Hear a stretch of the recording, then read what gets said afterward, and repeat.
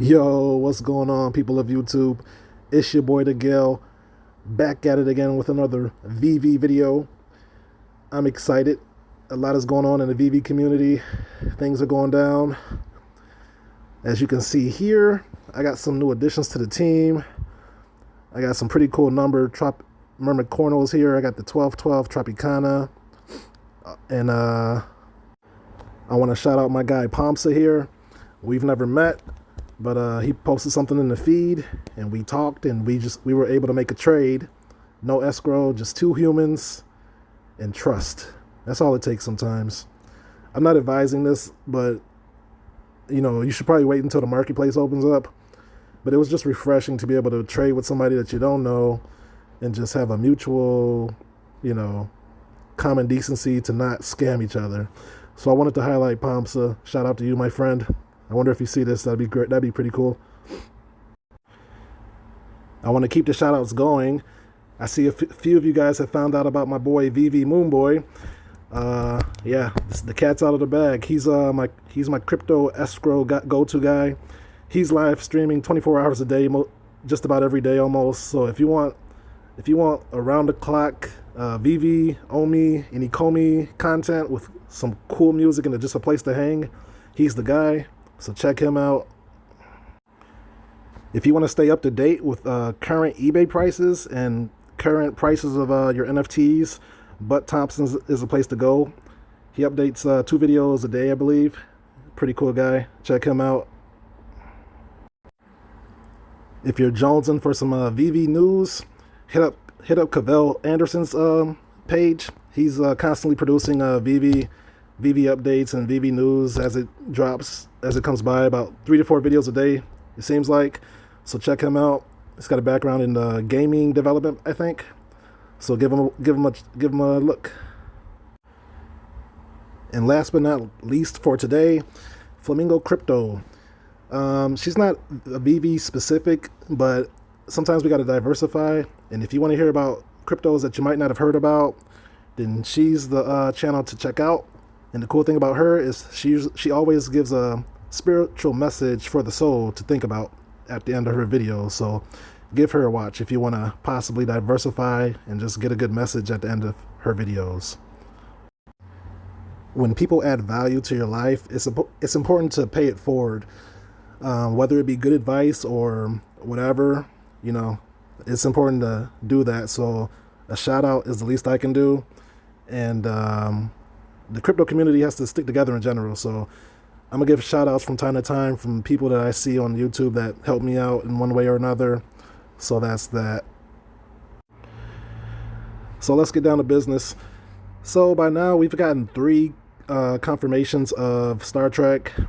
Number 1 was right here on their Medium channel about like 2 months ago. Number 2 was on a YouTube video dropped a day ago. If you haven't seen it, I'm gonna play it right now for you. Begun, but I'm pretty excited about it. Yeah, and in fact, I probably can drop 2 brands that will be definitely rolling out this quarter. Okay. So number 1 will be Jurassic Park, which I'm super excited about. Awesome. Yep, and then what was the other one? And the other one was going to be Star Trek.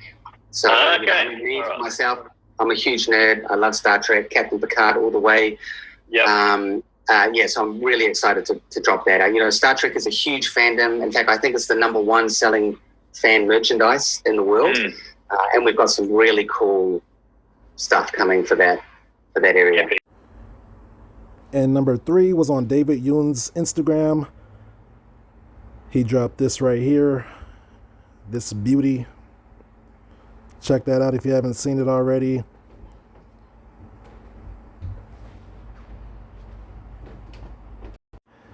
So yeah, as they say, the 3rd time's the charm. So we're going to go over the USS Enterprise.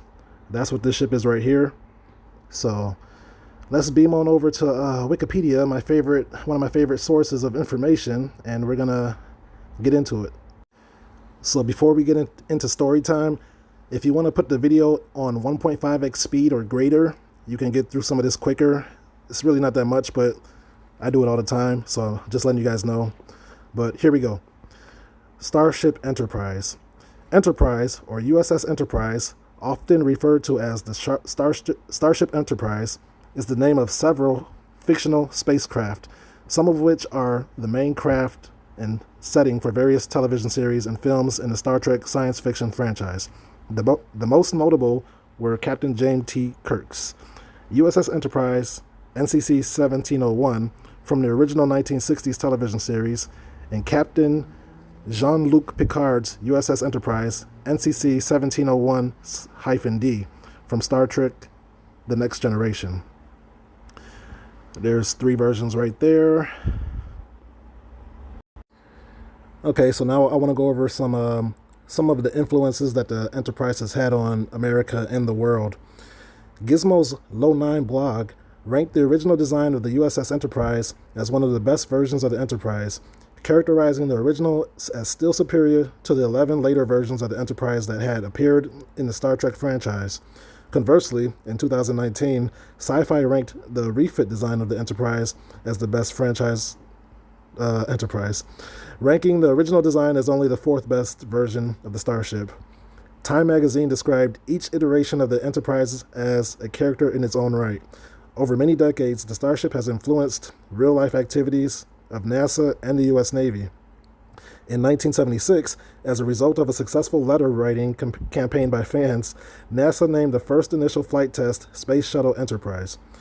For 3 days in October 1994, the real aircraft carrier USS Enterprise CV9-65 hosted half-hour tours for thousands of fans attending a Star Trek convention in Norfolk, Virginia, and Star Trek memorabilia could be found throughout the ship.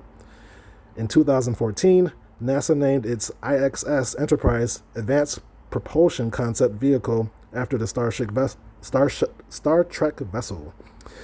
Celebrity astrophysicist Neil deGrasse Tyson has spoken highly of the influence and legacy of the original Enterprise on other fictional spaceships.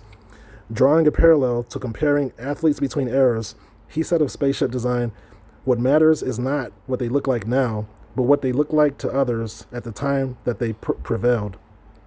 There is only one spaceship that's earlier than the original Enterprise, and that's the flying saucer from the movie The Day the Earth Stood Still."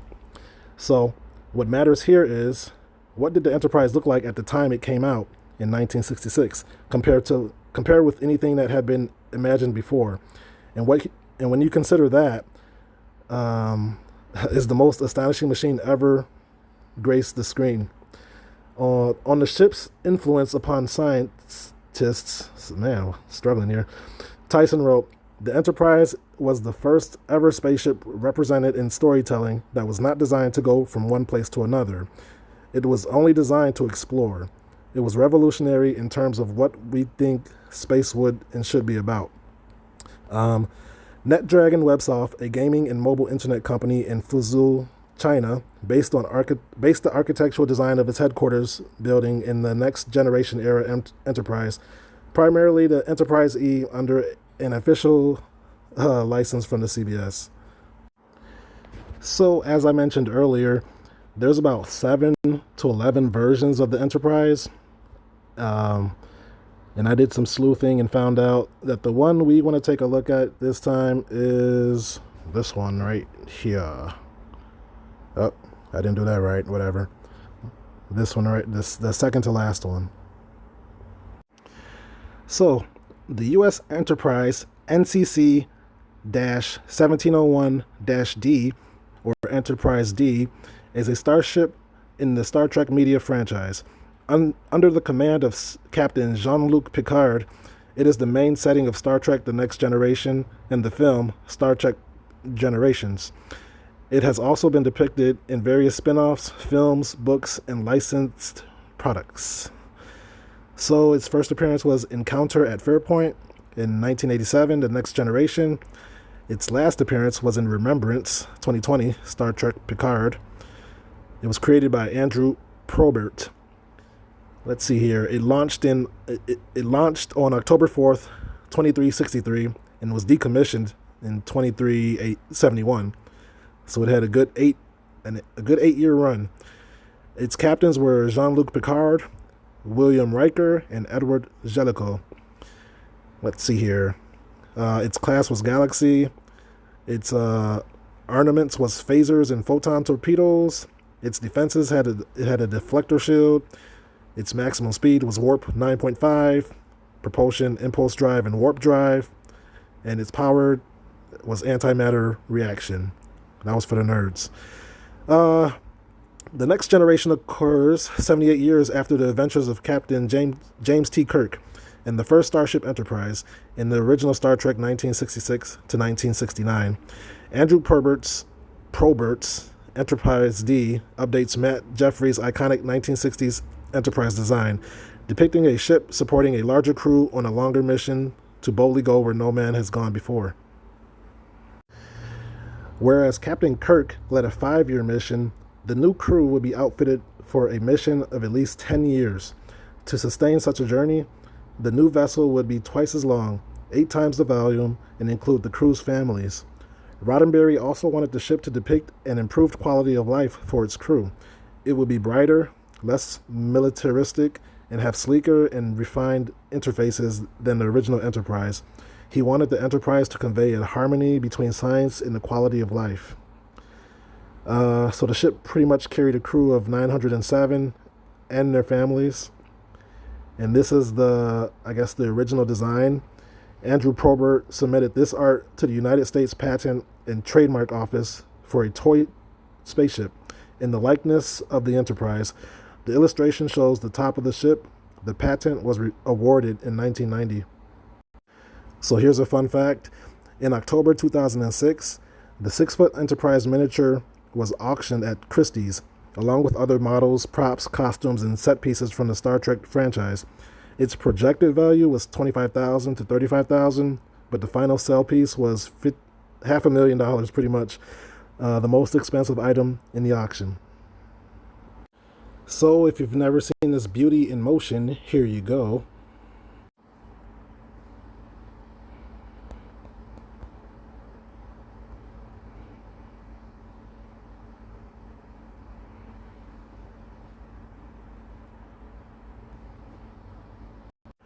So I was reading the comments of this one video, and I just found some interesting stuff. These comments are pretty old, but it's still, holds true, I think, today. So this one says, the Enterprise D is what made me fall in love with Star Trek. This one says, can you imagine owning one of the actual filming models? It would be so incredible just to touch the model. Let's see. This one says, it's funny, when I was a kid I had all 3 toys. This is my favorite Enterprise ever. I want a functioning real one in life so bad. This is my favorite ship. And there's 900 comments, I'm sure, just like it. So obviously there's a fan base here. So this might be a very hot commodity when they drop this particular ship. So there you have it, the USS Enterprise. It should be an exciting drop. I don't know if it'll be more popular than the DeLorean or not. I guess time will tell. But Dan Crothers said that they had a lot in store for Star Trek, so I'm sure that's not the only thing that they have for us. So that's going to be exciting.